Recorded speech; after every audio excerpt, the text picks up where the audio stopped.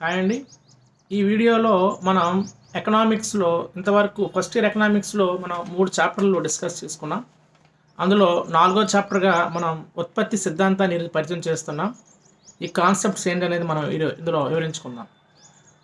ఇందులో మనం ఇందులో మనకు చూపించే ప్రముఖమైన అంశాలు ఏంటంటే, ఉత్పత్తి అంటే ఏంటి? ఉత్పత్తి సిద్ధాంతం అంటే ఏంటి? ఉత్పత్తి ఫలం అంటే ఏంటి? ఉత్పాదకాలు అంటే ఏంటి? ఉత్పత్తి కారకాలు అంటే ఏంటి? ఉత్పత్తి అంటే ఏమిటి?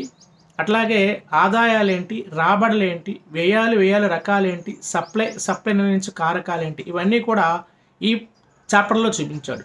ఇందులో ఒక్కొక్కటి తీసుకుందాం. ఫస్ట్ వన్, ఉత్పత్తి అనే పదానికి అర్థం ఏంటంటే, వస్తువులను, సేవలను సృష్టించడమే ఉత్పత్తి.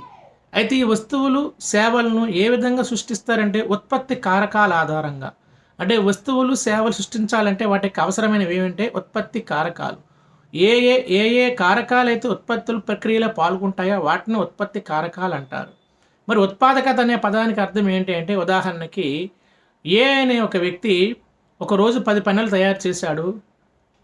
అనే వ్యక్తి ఒక రోజులో 20 పెన్నులు తయారు చేశాడు. సో కన్నా అనేవాడు యొక్క సామర్థ్యం ఎక్కువగా ఉంది. సో అది ఉత్పాదకత అని పిలుస్తాం. సో ఉత్పత్తి యొక్క సామర్థ్యాన్ని తెలియజేసేది ఉత్పాదకత. ఎకరా భూమిలో వరి ధాన్యం వేస్తే ఒక 50 బస్తాలు ఏ రకపు అనే ఒక భూమిలో వరి ధాన్యం వేస్తే 50 బస్తాల ధాన్యం పండింది. బి రకపు భూమిలో వరి ధాన్యం వేస్తే 60 బస్తాల ధాన్యం పండింది. సో కన్నా బి సామర్థ్యం ఎక్కువగా ఉంది కాబట్టి దాని ఉత్పాదకత ఎక్కువగా ఉంది.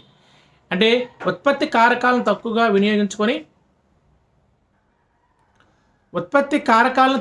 వినియోగించుకొని ఎక్కువ ఉత్పత్తి చేయడాన్ని ఉత్పాదకత అని పిలుస్తాం. సో ఇది ఉత్పత్తి కారకాలు, ఉత్పాదకత. మీకు తెలుసు ఉత్పత్తి కారకాలు అంటే ఏవి? భూమి, శ్రమ, మూలధనం, వ్యవస్థాపన ఉత్పత్తి కారకాలు అని పిలుస్తాం. మనందరికీ తెలిసిందే. అయితే ఇందులో ఒక్కొక్కటి తీసుకుందాం. ఫస్ట్, ఉత్పత్తి సిద్ధాంతం అంటే ఏంటి? ఉత్పాదకాలకు, ఉత్పత్తికి మధ్య సంబంధాన్ని తెలియచేసేది ఉత్పత్తి సిద్ధాంతం అని చెప్పిన వ్యక్తి మేయర్. ఉత్పత్తి ఫలం అంటే ఏంటంటే, ఉత్పత్తి కారకాలకు, ఉత్పత్తికి మధ్య ప్రమేయ సంబంధాన్ని చెప్పేది ఉత్పత్తి ఫలం. ఉత్పాదకాలకు, ఉత్పత్తికి మధ్య సంబంధం తెలియజేసే ఉత్పత్తి సిద్ధాంతం. సో ఇక్కడ ఉత్పత్తి సిద్ధాంతాన్ని ప్రతిపాదించిన వాడు ఎవరంటే మేయర్ అని చెప్పుకుంటాం ఇక్కడ. నెక్స్ట్, ఇంతకు ఉత్పత్తి కారకాలు ఒక్కొక్క అంశాన్ని మనం వివరించుకుందాం విడివిడిగా. ఫస్ట్, భూమి.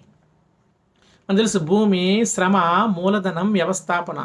అలాగే కింద స్థాయిలో మనం సాంకేతిక పరిజ్ఞానం గత టెక్స్ట్ బుక్లో చూపించారు. సాంకేతిక పరిజ్ఞానం కానీ మనకి ఇంటర్మీడియట్లో 4 చూపించాడు. అదేంటంటే భూమి, శ్రమ మరియు మూలధనం.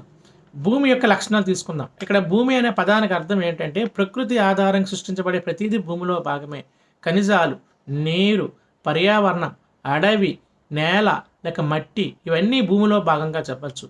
అలా భూమి లక్షణాలు ఏంటంటే, భూమి అవ్యాకోచము. అవ్యాకోచం అంటే ఏంటి? భూమిని దాన్ని సంకోచం చేయలేం, దాన్ని వ్యాకోచం చేయలేం. ఎంత విస్తీర్ణం ఉంది అంతే ఉంటుంది భూమి. భూమికి గమనశీలత ఉండదు. గమనశీలత అంటే ఇక్కడున్న భూమిని వేరే ప్రాంతానికి మనం పట్టుకుని వెళ్ళలేం కదా, దాన్ని మూవ్మెంట్ చేయలేం కదా, దీన్ని గమనశీలత లేనిది. అలాగే అవ్యాకోచ, భూమి యొక్క అవ్యాకోచంగా ఉన్నటువంటి లక్షణాలు ఈ రెండు కూడా భూమికి సంబంధించినది. భూమికి ఇచ్చే ప్రతిఫలాన్ని మనం ఏమంటామంటే బాటకం అని పిలుస్తాం. అందరూ తెలిసిందే బాటకం. అట్లాగే రెండవది శ్రమకి ఇచ్చే ప్రతిఫలాన్ని వేతనం అంటాం. ఇక్కడ శ్రమ యొక్క లక్షణాలు ఏంటంటే, భూమి యొక్క లక్షణాలకు ఆపోజిట్. భూమికి గమనశీలత లేదు కానీ శ్రమకు గమనశీలత ఉంది. చూసారా? అట్లాగే రిజర్వ్ ధర లేనిది. అంటే రిజర్వ్ ధర లేనిది ఏదంటే శ్రమ. రిజర్వ్ ధర అంటే ఏంటి? ఉదాహరణకి ఈరోజు మీరు పనికి వెళ్ళలేదు. ఈరోజు నీకు జ్వరం వల్ల ఆరోగ్యం బాగోక పనికి వెళ్ళలేదు. సో ఈరోజు వేతనం నీకు రాదు కదా. నీ యజమాని నువ్వు రేపు పనికి వెళ్తే నువ్వు రాలేదు కదా, తీసుకపోయే అమౌంట్ అని ఇవ్వడు కదా. సో అందుకు రిజర్వ్ ధర లేనిది ఏదంటే శ్రమ. అట్లాగే తీసుకుంటే గమనశీలత కలిగింది ఏదంటే శ్రమ. అయితే శ్రమను విభజించవచ్చు, నైపుణ్యం ఆధారంగా విభజించవచ్చు అని చెప్పినటువంటి వ్యక్తి ఎవరంటే ఆల్ఫ్రెడ్ మార్షల్. శ్రమ విభజన తెలియజేసిన వ్యక్తి ఎవరంటే ఆల్ఫ్రెడ్ మార్షల్. అట్లాగే మరోటి, శ్రమను నైపుణ్యం ఆధారంగా 3 రకాలుగా వర్గీకరించవచ్చు. నైపుణ్యం లేని శ్రామికులు, పాక్షిక నైపుణ్యం కలిగిన శ్రామికులు, అలాగే నైపుణ్యం కలిగిన శ్రామికులు. కొన్ని వ్యవసాయ పనులకి నైపుణ్యం అక్కర్లేదు. అలాగే కొన్ని రకాల కంపెనీల్లో పాక్షికమైన నైపుణ్యం కావాలి. అలాగే భవనాల నిర్మాణం, డ్యాముల నిర్మాణం, కర్మాగార నిర్మాణంలో ఎక్కువ నైపుణ్యం కలిగి ఉండాలి. సో ఇలా నైపుణ్యం లేని శ్రామికులు, పాక్షిక నైపుణ్యం గల శ్రామికులు, అలాగే నైపుణ్యం గల శ్రామికులు 3 రకాలుగా మనం ఇక్కడ శ్రమను విభజించవచ్చు అని ఇక్కడ చెప్తున్నాడు. అట్లాగే తీసుకుంటే అలాగే శ్రమ అనేది జాతుల యొక్క సామర్థ్యంపై ఆధారపడి ఉంటుంది అని చెప్పిన వ్యక్తి ఎవరంటే ఆడమ్ స్మిత్. ఉదాహరణకి సౌత్ కొరియా, జపనీస్ ఇంజినీరింగ్ విభాగంలో చాలా ఫేమస్. అలాగే అమెరికన్స్ బ్యాంకింగ్ రంగంలో చాలా ఫేమస్. అలాగే చైనా మరియు భారతీయులు వ్యవసాయ రంగంలో చాలా ఫేమస్. సో ఒక్కొక్క జాతి వాళ్ళ యొక్క సామర్థ్యం ఒక్క విధంగా ఉంటుందని చెప్పినటువంటి వ్యక్తి ఎవరంటే ఆల్ఫ్రెడ్ మార్షల్. శ్రమ విభజన కూడా చిన్న చిన్న విభాగాలుగా శ్రమను విభజించవచ్చు అని చెప్పిన వ్యక్తి కూడా మనకి ఇక్కడ ఆల్ఫ్రెడ్ మార్షల్. తర్వాత మూలధనం. మూలధనం ఎలా చెప్పుకోవాలంటే శ్రమకి ఇచ్చేదాన్ని వేతనం అంటాం, భూమికి ఇచ్చేది బాటకం అంటాం, మూలధనానికి ఇచ్చే ప్రతిఫలాన్ని వడ్డీ అంటాం. మూలధనం అనే పదానికి నిర్వచనం ఎట్లా చెప్పాలంటే ప్రస్తుతం ఉన్న సంపదలో కొంత భాగాన్ని భవిష్యత్తు కోసం వినియోగించడాన్ని మూలధనం అంటాం. ప్రస్తుతం ఉన్నటువంటి సంపదలో భవిష్యత్ అవసరాల కోసం వినియోగించడాన్ని మనం ఏమంటామంటే మూలధనం అని పిలుస్తాం. సో మూలధనంలో కొన్ని రకాలు: నిజ మూలధనం, మానవ మూలధనం, అట్లాగే తీసుకుంటే స్థిర మూలధనం, చర మూలధనం, నస్వర, అనస్వర, స్పర్శనీయ, అస్పర్శనీయ మూలధనం అంటారు. స్పర్శనీయ మూలధనం అంటే మన కంటికి కనిపించవచ్చు, వాటిని తాకొచ్చు. ఉదాహరణకు ఒక బెంచ్, లేకపోతే ఒక బిల్డింగ్, ఒక యంత్రం, ఇది స్పర్శనీయ. అలాగే ఉదాహరణకి అది అస్పర్శనీయ అంటే కొన్ని మూలధనాలు మనం కంటికి మన స్పర్శనీయ కాదు. ఉదాహరణకి తుపాకులు, బాంబులు ఉన్నాయి. అవి చేసే సేవలు మన కంటికి, ఒక బాంబు పేల్చేటప్పుడు, ఒక తుపాకీతో గుండు పేల్చేటప్పుడు మనకు కనబడవు, కానీ అది అస్పర్శనీయ మూలధనంగా మనం చెప్పొచ్చు. అవి కూడా అట్లాగే నిజ మూలధనం అంటే మనకి కంటికి కనిపించే బిల్డింగు, మన కంటికి కనిపించే కర్మాగారం, కంటికి కనిపించే ఒక స్కూలు, కంటికి కనిపించే ఒక డ్యామ్, ఇవన్నీ కూడా నిజ మూలధనంలోకి వెళ్తాయి. మానవ మూలధనం అంటే ఏంటి? విద్య, విజ్ఞానము, లేక జ్ఞానము, నైపుణ్యము, జనాభా, ఇవన్నీ కూడా మానవ మూలధనంలోకి వెళ్తాయి. నెక్స్ట్ స్థిర మూలధనం, చర మూలధనం. స్థిర మూలధనం అంటే ఏంటి? చర మూలధనం అంటే ఏంటంటే ఒకసారి వస్తు ఉత్పత్తితో పాటు మారే మూలధనాన్ని చర మూలధనం అంటాము. వస్తుత్పత్తి ఒకసారి ప్రారంభించాక కొంతకాలం పాటు వాటి మీద పెట్టుబడి పెట్టక్కర్లేదు, దాన్ని స్థిర మూలధనం అంటాం. ఉదాహరణకి ఇంజిన్లు తిరగాలి, లేదా కంప్యూటర్ సిస్టమ్ వర్క్ చేయాలి అంటే కరెంట్ కావాలి. సో కరెంట్కి ఎప్పటికప్పుడు మనం వాటికి కొంత డబ్బులు చెల్లించాలి, అది చర మూలధనం. కంప్యూటర్ కొనాక మళ్ళీ కంప్యూటర్ వెంటనే కొనక్కర్లేదు, దానికి కొంతకాలం వరకు ఆ కంప్యూటర్ వాడుకోవచ్చు, అది స్థిర మూలధనం. సో వస్తుత్పత్తితో పాటుగా మనం ఉపయోగించే మూలధనాన్ని చరమూలధనం అంటాం. ఒకసారి ఉత్పత్తి కోసం మనం కొనుగోలు చేసే కొంతకాలం పాటు వాటి మీద పెట్టుబడి పెట్టక్కర్లేదు, దాన్ని మనం స్థిర మూలధనం అంటాం. ఉత్పత్తితో పాటు మారే మూలధనం చరమూలధనం. ఉత్పత్తితో పాటు కొంతకాలం పాటు మారని మూలధనాన్ని స్థిర మూలధనంగా మనం పిలవడం జరుగుతుంది. తర్వాత ఉత్పత్తి ఫలం. ఉత్పత్తి ఫలం అంటే మీకు చెప్పాను. ఉత్పత్తి సిద్ధాంతానికి ఉత్పత్తి ఫలానికి తేడా ఏంటంటే ఉత్పత్తి సిద్ధాంతంలో ఉత్పాదకతకు ఉత్పత్తికి మధ్య సంబంధాన్ని తెలియజేస్తుంది. ఉత్పత్తి ఫలం అనేది ఉత్పత్తి కారకాలకు మరియు ఉత్పత్తి మధ్య సంబంధాన్ని తెలియజేస్తుంది అని చెప్పిన వ్యక్తి ఎవరంటే స్టిగ్లర్ అనేవాడు ఉత్పత్తి ఫలం కోసం నిర్వచనాన్ని ఇలా ఇవ్వడం జరిగింది. తర్వాత ఉత్పత్తి ఫలాన్ని మనకి 2 రకాలుగా విభజించారు: స్వల్పకాలిక ఉత్పత్తి ఫలాలు, దీర్ఘకాలిక ఉత్పత్తి ఫలాలు. సింపుల్గా స్వల్పకాలంలో ఉత్పత్తిని మార్చవచ్చా, మార్చలేమా, దీర్ఘకాలిక ఉత్పత్తిని మార్చవచ్చా, మార్చలేమనే సిద్ధాంతాలు ఉత్పత్తి కోసం 2 సిద్ధాంతాలు ఉన్నాయి. స్వల్పకాలిక ఉత్పత్తి ఫల సిద్ధాంతాన్ని మనము చరానుపాత సిద్ధాంతం అంటాము. దీర్ఘకాలిక ఉత్పత్తి ఫల సిద్ధాంతాన్ని తరహాను అనుసరించి ప్రతిఫల సిద్ధాంతం అంటాం. సింపుల్గా స్వల్పకాలంలో మనం ఏ ఉత్పత్తి కారకాలను మార్చవచ్చు అంటే ఒక శ్రమ తప్పించి ఏ ఉత్పత్తి కారాన్ని స్వల్పకాలంలో మార్చలేము. సడన్గా రేపు మార్నింగ్ కల్లా 1,00,000 ఫోన్లు ఆర్డర్ వచ్చింది. సడన్గా రేపు అంటే 1,00,000 ఫోన్లు తయారు చేయడానికి శ్రామికులు దొరుకుతారు, కానీ పెట్టుబడి కావాలి, అంటే మూలధనం కావాలి, అలాగే వ్యవస్థాపకుడి యొక్క సమయం కావాలి, అలాగే వాటికి కావాల్సిన స్థిరమైనటువంటి భవనాలు, ఎక్స్ట్రా భవనాలు కూడా కావాల్సిన అవసరం ఉంటుంది. కాబట్టి వెంటనే స్థిర మూలధనాన్ని మార్చలేము. కాబట్టి స్వల్పకాలంలో శ్రమ తప్ప మిగతా మూలధనాన్ని మనం మార్చలేమని ఇక్కడ మనం గమనించాలి. సో స్వల్పకాలిక ఉత్పత్తి ఫలాల గురించి తెలియజే సిద్ధాంతం ఏంటంటే చరానుపాత సిద్ధాంతం అంటాము. ఈ చరానుపాత సిద్ధాంతాన్ని ప్రతిపాదించిన ప్రముఖ మహానుభావులు 2, రికార్డో అండ్ మార్షల్. అనే వ్యక్తులు చరానుపాత సిద్ధాంతాన్ని ప్రతిపాదించారు. అయితే చరానుపాత సూత్రం గురించి మరో వ్యక్తి ఒక నిర్వచనం ఇచ్చాడు. ప్రారంభంలో స్వల్పకాలంలో వస్తువుల ఉత్పత్తి పెరుగుతూ పోతూ ఉంటే క్రమంగా మన వస్తుత్పత్తి క్షీణిస్తుంది, పెరుగుతూ పోతూ ఉండగా కొంతకాలానికి క్షీణిస్తుందనే పదాన్ని ఎవరు వాడారంటే అతని పేరే స్టిగ్లర్. ఉత్పత్తి ఫల సిద్ధాంతం చెప్పిన స్టిగ్లరే ఈ పదాన్ని కూడా వినియోగించడం మనం ఇక్కడ నేర్చుకోవాలి. అయితే స్వల్పకాలంలో ఉత్పత్తి ఫల సిద్ధాంతాలు 3 దశలుగా మనకు విభజించారు. అదేంటంటే పెరుగుతున్న ప్రతిఫలాలు, క్షీణ ప్రతిఫలాలు, రుణాత్మక ప్రతిఫలాలు. పెరుగుతున్న ప్రతిఫలాలు, క్షీణ ప్రతిఫలాలు, రుణాత్మక ప్రతిఫలాలు, ఈ 3 కూడా స్వల్పకాలిక సిద్ధాంతంలో చరానుపాతంలో 3 దశలుగా చెప్తాం. ప్రారంభంలో ఉన్నది ఏంటి? పెరుగుతున్న ప్రతిఫలాలు అంటే ఏంటి? మనం ఉత్పత్తి కోసం ఉత్పత్తి కారకాలను వినియోగించుకుంటూ వస్తు ఉత్పత్తిని పెంచుతూ ఉంటే మొత్తం ఉత్పత్తి పెరుగుతుంది, ఉపాంత ఉత్పత్తి పెరుగుతుంది, సగటు ఉత్పత్తి పెరుగుతుంది. మొత్తం ఉత్పత్తి ఉపాంత ఉత్పత్తి కన్నా పెరుగుతుంది, ఉపాంత ఉత్పత్తి సగటు ఉత్పత్తి కన్నా ఎక్కువగా పెరుగుతుంది. అది ఏంటి? పెరుగుతున్న ప్రతిఫలాల్లో మొదటి దశగా చెప్తాం. రెండవది క్షీణ ప్రతిఫలాలు దశ. ఇక్కడ ఏంటంటే మొత్తం ఉత్పత్తి గరిష్టంగా అయిన తర్వాత ఉపాంతోత్పత్తి శూన్యమవుతుందన్నమాట. సో మొత్తం ఉత్పత్తి గరిష్టమయ్యి ఉపాంతోత్పత్తి శూన్యమయ్యే దశ ఏది అంటాడు? అదేంటి? క్షీణ ప్రతిఫలాల దశ. క్షీణ ప్రతిఫలాల దశ ఏదంటే మొత్తం ఉత్పత్తి గరిష్టమవును, ఉపాంతోత్పత్తి రుణాత్మకమవునా శూన్యమవునా అంటాడు. గుర్తుపెట్టుకోండి. రెండో దశలో ఎట్లా ఉంటుందంటే మొదటి దశలో అయితే పెరుగుతున్న ప్రతిఫలాల్లో మొత్తం ఉత్పత్తి పెరిగిపోతుంది, సగటుత్పత్తి పెరుగుతుంది, ఉపాంతోత్పత్తి పెరుగుతుంది. కానీ రెండవ దశ క్షీణ ప్రతిఫలాల దశలో మాత్రం మొత్తం ఉత్పత్తి గరిష్టమవుతుంది, ఉపాంతోత్పత్తి శూన్యమైతే అక్కడ లాభాలు వచ్చే అవకాశం ఈ దశలోనే కలుగుతుంది. క్షీణ ప్రతిఫలాల దశ. మూడోది రుణాత్మక ప్రతిఫలాల దశ. ఇక్కడ ఎలా ఉంటుందంటే మొత్తం ఉత్పత్తి సగటు ఉత్పత్తి క్షీణిస్తుంది, మొత్తం ఉత్పత్తి క్షీణిస్తుంది, సగటు ఉత్పత్తి క్షీణిస్తుంది. ఎక్కడంటే రుణాత్మక ప్రతిఫలాల దశలో.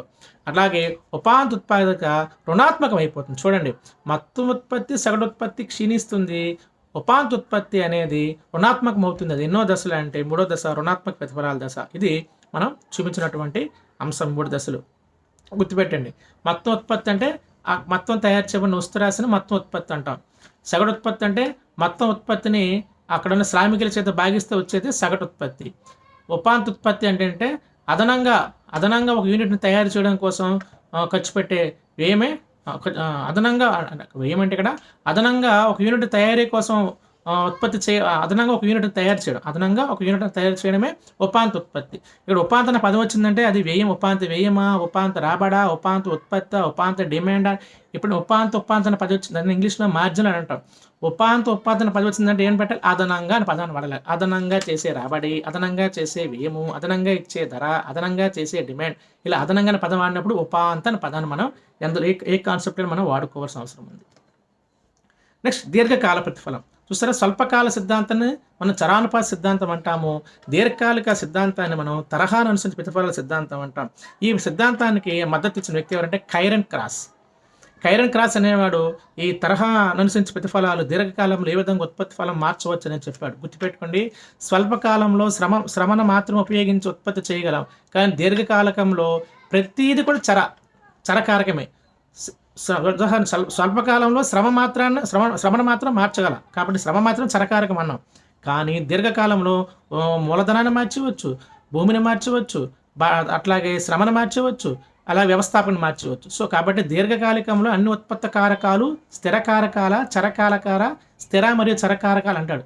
దీర్ఘకాలంలో అన్ని ఉత్పత్తి కారకాలు చరకారకాలే, స్వల్పకాలంలో శ్రమ మాత్రమే చరకారకం, మిగతావి స్థిర కారకాలు. కానీ దీర్ఘకాలకంలో అన్ని ఉత్పత్తి కారకాలు చరకారకాలే, అన్నింటినీ మార్చి ఉత్పత్తి చేయవచ్చు. ఇది గుర్తుపెట్టుకోండి. నెక్స్ట్, ఈ తరహా నుంచి ప్రతిఫలాల సిద్ధాంతం లేదా ఈ దీర్ఘకాలిక ప్రతిఫలాల సిద్ధాంతాన్ని ఇలా కొన్ని పదాలు చూపించాడు. ఏంటంటే అంతర్గత ఆదాలంటే ఆదాయాలు, అంతర్గత ఆదాయాలు, బహిర్గత ఆదాయాలు, అంతర్గత నష్టాలు, బహిర్గత నష్టాలు అనే పదాన్ని వాడాడు. ఇక్కడే సంస్థ మరియు పరిశ్రమ పదాన్ని వాడాడు. మీరు చూసి కన్ఫ్యూజ్ అవ్వకండి. ఫస్ట్ పాయింట్, సంస్థ అనే పదానికి అర్థం ఏంటంటే సజాతీయ వస్తువులు తయారు చేసే ఒక యూనిట్ అనుకుందాం. సజాతీయ వస్తువులు తయారు చేసే ఒక యూనిట్ని మనం ఏమంటామంటే సంస్థ అంటాం. అనేక సంస్థల కలయిక పరిశ్రమ అంటాం. అనేక సంస్థల కలయిక పరిశ్రమ. ఒక మొబైల్ ఫోన్ ఉందనుకుందాం, ఛార్జర్ ఒక సంస్థ తయారు చేస్తుంది, అలాగే సిమ్ కార్డు ఒక సంస్థ తయారు చేస్తుంది, అట్లాగే ఇది మెమరీ చిప్ అనేది ఒక సంస్థ తయారు చేస్తుంది, టచ్ స్క్రీన్ ఒక సంస్థ తయారు చేస్తుంది. అలా చిన్న చిన్న యూనిట్లుగా ఉండే సంస్థలన్నీ కలిపి ఒక మొబైల్ పరిశ్రమగా అది రూపొందుతుంది అనమాట. ఈ సంస్థలు డివైడ్గా ఉన్న సంస్థలన్నీ కూడా లాభాలు వస్తే ఆ సంస్థ ఏ సంస్థకైతే లాభాలు వస్తుందో ఆ సంస్థ లాభాలు పొందితే దాన్ని అంతర్గత ఆదాయాలు అంటారు. సంస్థ పాటు పరిశ్రమలకు కూడా ఆదాయాలు వస్తే బహిర్గత ఆదాయాలు అంటే. ఇక్కడ సింపుల్గా ఒకటే గుర్తుపెట్టు, అంతర్గత ఆదాయాలు అనగా వచ్చే లాభాలు కానీ నష్టాలు కానీ సంస్థే భరిస్తే దాన్ని అంతర్గత ఆదాయాలు, అంతర్గత నష్టాలు అంటారు. వచ్చే ఆదాయాలు కానీ నష్టాలు కానీ పరిశ్రమలు భరిస్తే దాన్ని బహిర్గత ఆదాయాలు లేదా బహిర్గత నష్టాలు అంటారు. బహిర్గతమైన పదం ఆదాయం అవ్వచ్చు, నష్టం అవ్వచ్చు, అది పరిశ్రమకు సంబంధించినది. అంతర్గతమైన పదం అనేది సంస్థకు సంబంధించినది, బహిర్గతమైన పదం అనేది పరిశ్రమకు సంబంధించినది. గుర్తుపెట్టుకోండి. నెక్స్ట్ వన్, ఇక్కడ మళ్ళీ ఇచ్చాడు ఏంటంటే అంతర్గత ఆదాయాలను ప్రభావితం చేసేవంటి బోల్డ్ అది పెద్దగా కాన్సెప్ట్ ఎందుకు అది ఇంపార్టెంట్ అనిపించలేదు, కానీ చదువుదాం. అంతర్గత ఆదాయాలు ప్రభావితం చేసేవి సాంకేతిక ఆదాయాలు, మేలు రకం విషయాలు, విస్తరించే అంశాలు, అనుసంధాన అంశాలు, ప్రత్యేకరణ అంశాలు, ఇవన్నీ కూడా అంతర్గత ఆదాయాలను అవి ప్రభావితం చేస్తాయి అంటాడు. సేమ్ అవే నష్టాలు కూడా అవే కాన్సెప్ట్ రాసుకోండి. సాంకేతిక పదాలు, విస్తరణ అంశాలు, అనుసంధాన అంశాలు, మేలు రకం అంశాలు, ఇవన్నీ కూడా లాభాలకైతే లాభాలు, నష్టాలకైతే నష్టాలకి దాన్ని వివరించుకుంటాం. నెక్స్ట్ వన్ సప్లై అనే పదాన్ని వాడండి. సప్లై అంటే తెలుగులో ఏమంటాం? సరఫరా. సప్లై అనే పదానికి అర్థం ఏంటి అంటే ఇక్కడ సింపుల్గా నిర్ణీత సమయంలో అమ్మకందారుడు అమ్మటానికి సిద్ధంగా ఉంచిన వస్తురాశి. సింపుల్గా అమ్మటానికి సిద్ధంగా ఉంచే వస్తురాశిని సప్లై అంటాం. ఈ సప్లైకే మరో పేరు ఏంటి అంటే మనం సరఫరా అనే పదాన్ని వాడతాం. ఈ సప్లై నిర్ణయించే ప్రముఖమైన అంశాలు ఉన్నాయి. సప్లై ఫలం అంటే ఏంటంటే సప్లైకి వస్తు ఉత్పత్తికి మధ్య సంబంధాన్ని తెలియజేసేదే సప్లై ఫలం. గుర్తుపెట్టుకోండి, సప్లైకి మరియు వస్తురాశికి మధ్య సంబంధాన్ని తెలియజేసేదే సప్లై ఫలం అంటాం. ఇక్కడ సప్లై నిర్ణయించే అంశాలు వెరీ ఇంపార్టెంట్. ఈ క్రింది వానిలో సప్లై నిర్ణయించే అంశం ఏదైనా అనొచ్చు. కాబట్టి సప్లై నిర్ణయించే అంశాల్లో ప్రధానమైన అంశం మనం తీసుకుంటే ప్రత్యామ్నాయ వస్తువుల యొక్క ధరలు, ఉత్పత్తి కారకాల ధరలు, సాంకేతిక పరిజ్ఞానము, ప్రభుత్వాలు అనుసరించే పన్ను విధానాలు, అలాగే టెక్నాలజీ, సంస్థ లక్ష్యాలు, టెక్నాలజీ, ప్రభుత్వం అనుసరించే పన్ను విధానాలు, అలాగే ప్రత్యామ్నాయ వస్తువుల ధరలు, అలాగే ఉత్పత్తి కారకాల ధరలు, ఇవన్నీ సప్లైని నిర్ణయించే కారకాలుగా చెప్తాయి. ఈ క్రింది వానిలో సప్లై నిర్ణయించిన కారకానికి సంబంధించిన అంశం అన్నాడు అనుకో, ఇంతకు ఏవేవి సప్లై నిర్ణయిస్తే మనం అక్కడ బైహెడ్ చేసుకోవాలి. చాలా ఇంపార్టెంట్. నెక్స్ట్ వన్ ఒకటి గుర్తుపెట్టుకోండి, సప్లై అవ్వచ్చు, డిమాండ్ అవ్వచ్చు. దీని ముందు రాష్ట్రం డిమాండ్ గురించి చెప్పుకున్నాం. ఎప్పుడైనా ఒకటి గుర్తుపెట్టుకోండి, ఒక రాశి పెరిగితే ఇంకో రాశి పెరిగితే అది అనులోమ, ఒక రాశి తగ్గి ఇంకో రాశి తగ్గినా అది అనులోమే. ఒకటి పెరిగి ఇంకోటి పెరిగితే అనులోమ సంబంధం, ఒకటి తగ్గితే ఇంకోటి తగ్గితే అనులోమ సంబంధం. ఉదాహరణకి ధర పెరిగితే డిమాండ్ తగ్గుతుంది, ధర తగ్గితే డిమాండ్ పెరుగుతుంది. చూసారా, ఇది విలోమ సంబంధం. ఒకటి పెరిగితే ఒకటి తగ్గును, ఒకటి తగ్గితే ఒకటి పెరుగును. దాన్ని విలోమ సంబంధం అంటాం, దాన్ని రుణాత్మక సంబంధం అంటాం. దాన్నే ఎడమ నుంచి కుడికి కిందకి వాలి ఉండడం అంటాం. ఎడమ నుంచి కుడికి కిందకి వాలడం ఉండమన్నా, రుణాత్మక సంబంధం అన్నా, విలోమ సంబంధం అన్నా ఒకటే పదం, గుర్తుపెట్టుకోండి. కానీ సప్లైకి ధరకు మధ్య ఉన్న సంబంధం అనులోమ సంబంధం. దానికే మరో పేరు ధనాత్మక సంబంధం. దానికే మరో పేరు ఎడమ నుంచి కుడికి పైకి పోతుంది. ఒకటి పెరిగితే ఇంకోటి పెరగడం, ఒకటి తగ్గితే ఇంకోటి తగ్గడం, అది అనులోమ సంబంధం. దాని లక్షణాలు ఏంటి? ఎడమ నుంచి కుడికి పైకి పోయే రేఖలు, అలాగే ధనాత్మక సంబంధం, అలాగే అనులోమ సంబంధం. కాబట్టి సప్లైకి ధరకి మధ్య ఉన్న సంబంధం అనులోమ సంబంధం. ఇక్కడ కన్ఫ్యూజ్ అవ్వద్దు. ఒక అంశం చూడండి, ఒక వస్తువు ధర తగ్గితే అక్కడ ఏమవుద్ది? డిమాండ్ పెరుగుతుంది. వస్తువు ధర పెరిగితే డిమాండ్ తగ్గుతుంది. కానీ ఇక్కడ ఏంటి విచిత్రం కూడా చూడండి, ఒక వస్తువు ధర తగ్గింది అనుకో, ఫస్ట్ పెరిగింది తీసుకుంది, వస్తువు ధర పెరిగింది అనుకో, ధర ఎప్పుడు పెరిగిందో కంపెనీలకు ఎక్కువ లాభాలు వస్తాయని చెప్పేసి ఎక్కువ ఉత్పత్తిని చేస్తాయి. ఎక్కువ ఉత్పత్తిని చేస్తాయి. అంటే ధరలు పెరుగుతున్నాయి కాబట్టి లాభాలు వస్తేనే కంపెనీ ఇంకా ఉత్పత్తిని పెంచుతుంది. కాబట్టి ధర పెరిగితే సప్లై పెరుగుతుంది. ధర తగ్గిపోయింది అనుకో, వస్తువు ధర, ఏ కంపెనీ నష్టాలు వస్తాయని చెప్పి ఏ కంపెనీ కూడా వస్తువు సప్లై చేయదు. కాబట్టి ధర పెరిగితే సప్లై పెరుగును, ధర తగ్గితే సప్లై తగ్గును. ఇది అనులోమ సంబంధం. దీన్ని ధనాత్మక సంబంధం. దీన్ని ఎడమ నుంచి కుడికి పైకి పోవడం అని పిలుస్తారనమాట. ఇది సప్లై వాటి యొక్క సారాంశం. చివరిగా సప్లై పట్టిక, సప్లై రేఖ గుర్తుపెట్టుకుని ఎక్కడైనా డిమాండ్ పట్టిక, డిమాండ్ రేఖ అన్నా, అట్లాగే సప్లై పట్టిక, సప్లై రేఖ అన్నా ఏదన్నా. పట్టిక అంటే పట్టిక అనే పదానికి అర్థం ఏంటంటే నిర్ణీత సమయంలో డిమాండ్ని తెలియజేసే డిమాండ్ పట్టిక, నిర్ణీత సమయంలో వస్తుత్పత్తిని తెలియజేసేది సప్లై పట్టిక. అలాగే డిమాండ్ రేఖ, సప్లై రేఖ అనే పదానికి అర్థం ఏంటంటే పట్టిక వేరు, రేఖ వేరు. సప్లై రేఖ డిమాండ్లో వచ్చిన మార్పులు తెలియజేసే డిమాండ్ రేఖ, సప్లైలో వచ్చే పరిమాణంలో మార్పుని తెలియజేసేది సప్లై రేఖ. సో రేఖ అనేది మార్పులు తెలియజేస్తుంది, పట్టిక అనేది రాశిని తెలియజేస్తుంది. రాశి అంటే ఎంత ఉంది, ఎలా ఉందని తెలియజేస్తుంది. నెక్స్ట్ ఇందులో మరొకటి ఇచ్చాడు, వ్యయము, రాబడి. వ్యయాల్లో మనకి ఇక్కడ 3 రకాలు చూపించాడు. అవి ద్రవ్య వ్యయాలు, వాస్తవిక వ్యయాలు, అట్లాగే అవకాశ వ్యయాలు. ద్రవ్య వ్యయాలు, వాస్తవిక వ్యయాలు, అవకాశ వ్యయాలు. ద్రవ్య వ్యయాలు అంటే ఏంటంటే ఉత్పత్తి కారకాలకి ద్రవ్య రూపంలో చెల్లించే వ్యయాలు. వాస్తవిక వ్యయాలంటే సాధారణంగా ఎవరికైతే ఏ ఉత్పత్తి కారకాలు అయితే మనం వినియోగిస్తామో వాటి కోసం ఇచ్చే వ్యయాలు వాస్తవిక వ్యయాలని పిలవచ్చు అని ఎవరన్నారంటే మార్షల్ అంటాడు. దీనికి నిజ వ్యయాలని పేరు కూడా మనకి పెట్టడం జరిగింది. అలాగే ఇక్కడ ఇంకా సింపుల్గా అర్థం మరొకసారి చెప్తాను. ద్రవ్య వ్యయాలనే మళ్ళీ ద్రవ్య వ్యయాలు 2 రకాలు, ప్రకటిత వ్యయాలు, అప్రకటిత వ్యయాలు. ప్రకటిత వ్యయాలు అంటే ఏంటి? నువ్వు ఒక లేబర్ని పెట్టుకొని వస్తువు ఉత్పత్తి చేసి ఆ లేబర్కి నువ్వు వేతనం ఇవ్వాలి. ఏదో ఒక వస్తువు అతికి తెచ్చుకున్నావు, వాటికి మనం వడ్డీ ఇవ్వాలి అనుకుందాం. అలా దాన్ని ఏమని పిలుస్తాం? అవి వాస్తవిక వ్యయాలు. అవి వాస్తవిక వాటిని ప్రకటిత వ్యయాలు అంటారనమాట. అప్రకటిత వ్యయాలనే పదానికి అర్థం ఏంటంటే, ఆ భూమిలో ఒక రైతు తను తెచ్చినటువంటి మూలధనంకి, తను తెచ్చినటువంటి శ్రామికుడికి డబ్బులిస్తూ తను కూడా అందులో పని చేస్తాడు. కానీ అతను డబ్బులు తీసుకోడు ఆ సేవలకి. సో, దీన్ని అప్రకటిత వ్యయాలుగా మనం పిలుస్తాం. ప్రకటిత వ్యయాలంటే ఉత్పత్తి కారకాలు చెల్లించేవి. అప్రకటిత వ్యయాలంటే ఇక్కడ అర్థం ఏంటంటే, తను సేవ చేసినప్పటికీ ఎటువంటి ధరను చెల్లించడు. తనకు తాను చెల్లించుకోలేడు కదా! ఎందుకంటే తన భూమే కాబట్టి, తన ఉత్పత్తి కాబట్టి. వాస్తవిక వ్యయాలు అనే పదానికి అర్థం ఏంటంటే, ఒక వ్యక్తి చేసే త్యాగాలు అంటే ఒక వ్యక్తి ఉత్పత్తిలో పాల్గొంటూ తను కొన్ని త్యాగాలను చేస్తాడు. ఆ త్యాగాలకు తనకు తాను ఇది కూడా సాధారణంగా అప్రకటిత వ్యయం అనే పదంలాగా కనిపిస్తుంది వాస్తవిక వ్యయం కూడా. సో, దీన్నే మన మార్షల్ ఏమంటాడంటే నిజ వ్యయాలని పిలుస్తాడు. ఏమని పిలుస్తాడు? నిజ వ్యయాలని అనే పదానికి అర్థం ఏంటంటే, శ్రామికుడు, ఉత్పత్తిదారుడు తన సొంత సేవలను ఉపయోగించుకున్నందుకు తను చేసే త్యాగాన్ని నిజ వ్యయము అనే పదాన్ని ఇక్కడ మార్షల్ వాడాడు. చివరిగా అవకాశ వ్యయం. అవకాశ వ్యయం అనే పదానికి అర్థం ఏంటంటే, ఒకటి వదులుకున్నందుకు ఇంకోటి పొందడం. ఉదాహరణ, ఒకటి వదులుకున్నందుకు ఇంకోటి పొందడం. నీ దగ్గర 1 ఎకరా భూమి ఉంది. ఆ ఎకరా భూమిలో గోధుమలు పండిస్తేవా, వరిని పండిస్తావా, లేక మొక్కజొన్న పండిస్తావా, వేరుశనగ పండిస్తావా? ఉన్నది ఒకటే భూమి. అప్పుడు నువ్వేం చేసుకుంటావంటే, గోధుమల బదులు మొక్కజొన్న పండిద్దాం అనుకున్నావు. సో, ఈ మొక్కజొన్న వల్ల, గోధుమలు వదులుకోవడం వల్ల నీకు మొక్కజొన్న వల్ల వచ్చే అవకాశం ఎంతుంది? అవకాశం ఎంత ఉన్నదనేది అవకాశ వ్యయం. ఉదాహరణకి, నువ్వు గోధుమలు పండిస్తే నీకు ఒక 50,000 ఎకరాకి 50,000 వస్తుంది అనుకున్నావు. మొక్కజొన్న వల్ల నీకు 60,000 వచ్చింది అనుకో. సో, నువ్వు వదులుకోవడం వల్ల నీకు 10,000 లాభం వచ్చింది. ఒకవేళ నువ్వు గోధుమలు పండిస్తే 50,000 వచ్చింది, అలాగే మొక్కజొన్న వల్ల 40,000, నువ్వు గోధుమలు పండిస్తే నీకు 50,000 వస్తుంది, కానీ నువ్వు మొక్కజొన్న పండించి నీకు 40,000 వచ్చింది అనుకుందాం. అప్పుడు నీకు 10,000 రూపాయలు నీ యొక్క వ్యయాన్ని, ఆ వ్యయాన్ని నువ్వు పోగొట్టుకున్నావు అనమాట. అవకాశం అంటే అదన్నీ అవకాశ వ్యయం అని కూడా మనం పిలవడం జరుగుతుంది. అదనంగా వచ్చి ఒక దాన్ని వదులుకోవడం వల్ల ఇంకో దాని వల్ల పొందే అంశాన్ని అవకాశ వ్యయంగా మనం ఇక్కడ పిలవడం జరుగుతుంది. నెక్స్ట్ వన్, వ్యయాలు, వాటి రకాలు,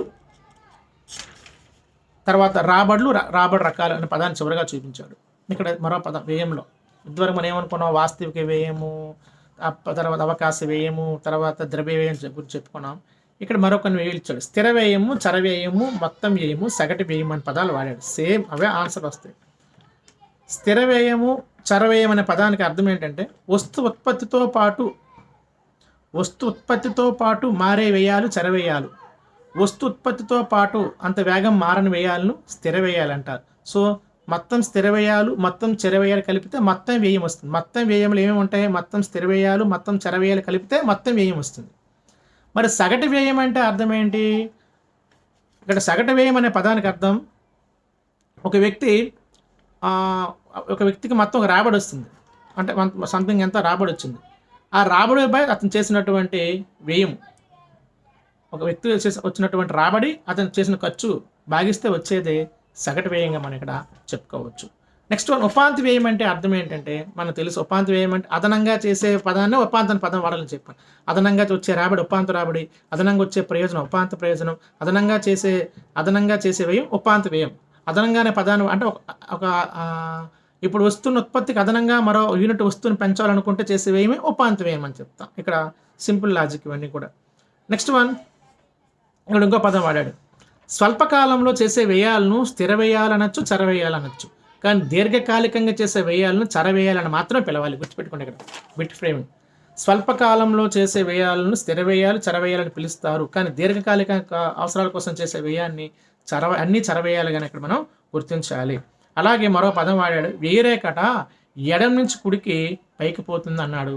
స్వల్పకాలిక ఉపాంత వ్యయరేఖ, స్వల్పకాలిక సగటు వ్యయరేఖ యు ఆకారంలో ఉంటుంది. వేరేజ్ దీర్ఘకాలిక ఉపాంత వ్యయరేఖ, దీర్ఘకాలిక సగటు వ్యయరేఖ కూడా యు ఆకారం. సింపుల్గా దీర్ఘకాలిక ఉపాంత, దీర్ఘకాలిక సగటు, స్వల్పకాలిక ఉపాంత, స్వల్పకాలిక సగటు, ఈ రేఖలన్నీ యు ఆకారంలో ఉంటాయి. గుర్తుపెట్టుకోండి, యు ఆకారంలో ఉంటాయి. స్వల్పకాలిక దీర్ఘకాలిక పదాల్లో అది ఉపాంత వ్యయం ఇచ్చినా సగటు వ్యయం ఇచ్చినా ఏమి రాసేయాలి? యు ఆకారంలో ఉంటుందని రాసుకోండి. అది ఒకటి ఇంపార్టెంట్. కానీ వెయ్యి రేఖలు మాత్రం ఎడం నుండి కుడికి పైకి పోతాయి. వెయ్యి రేఖలు ఎలా పోతాయి? ఓన్లీ వెయ్యి రేఖల పదం వాడితే ఆ రేఖలు ఎడం నుంచి కుడికి పైకి పోతాయి. కానీ స్వల్పకాలిక సగటు, స్వల్పకాలిక ఉపాంత, దీర్ఘకాలిక సగటు, దీర్ఘకాలిక ఉపాంత పక్కన చివరి రేఖలు ఏ ఆకారం అంటే యు ఆకారం అంట. ఇది ఫిక్స్ అయి మైండ్లో ఫిక్స్ చేసుకోండి. చివరిగా రాబడి మళ్ళీ మొత్తం రాబడి అంటే సగటు రాబడి ఉపాంత రాబడి రెండు కలిపితే మొత్తం రాబడి వస్తుంది. రాబడి అంటే వచ్చేదాన్ని, అమ్మడం వల్ల వచ్చేదాన్ని రాబడి అంట. చేసే ఖర్చుని వ్యయమంట. అందులో మొత్తం వ్యయమో చెప్పుకున్నాం, స్థిర వ్యయము చర వ్యయం అన్నాం. అలాగే రాబడి సేమ్ వాటిలాగే ఒకేలా ఉంటాయి పదాలు. మొత్తం రాబడి అంటే సగటు రాబడి ప్లస్ ఉపాంత రాబడి మొత్తం రాబడి అంటాము. సో మొత్తం రాబడి అంటే అర్థం ఏంటంటే మార్కెట్ ధరకు అమ్మిన మార్కెట్లో అన్ని వస్తువులు మొత్తం రాబడి అంటే మార్కెట్లో అమ్మిన అన్ని వస్తువులు గుణించగా వచ్చేది. అంటే వస్తువులు ఇంటూ మార్కెట్ ధర ఈజ్ ఈక్వల్ టు మొత్తం రాబడి. సగటు రాబడి అంటే మొత్తం రాబడిని వస్తు పరిమాణంతో భాగిస్తే వచ్చేది సగటు రాబడి. సగటు రాబడిని అసలైన ధర అంటారు, గుర్తుపెట్టుకోండి. సగటు రాబడిని సమతౌల్య ధర, సగటు రాబడిని అసలు ధర అంటారు. మొత్తం రాబడిని వస్తు పరిమాణంతో భాగిస్తే వచ్చేదే సగటు రాబడి. మార్కెట్ ధరకు అమ్మిన వస్తువుల యొక్క ధరలను గుణిస్తే వచ్చేదే మొత్తం రాబడి.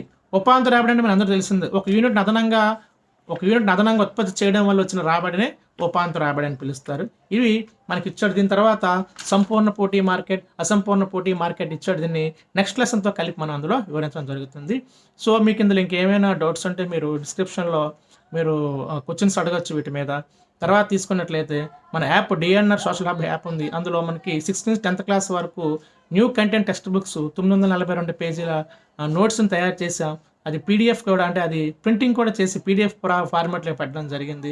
అలాగే 6 నుండి 10వ తరగతి వరకు 70 కంటెంట్ టెస్టులు చాప్టర్ వరకే పెట్టడం జరిగింది. అందులోనే యాప్లో డిఎన్ఆర్ సోషల్ హబ్ యాప్లోనే అలాగే జీకే టెస్ట్లు కూడా అప్లోడ్ చేయడం జరిగింది. సో ఇంట్రెస్ట్ ఉన్న వాళ్ళు ఎవరైనా మీకు కావాలంటే యాప్ను ఇన్స్టాల్ చేసుకోవచ్చు. ఓకే, అందరికీ ధన్యవాదాలు.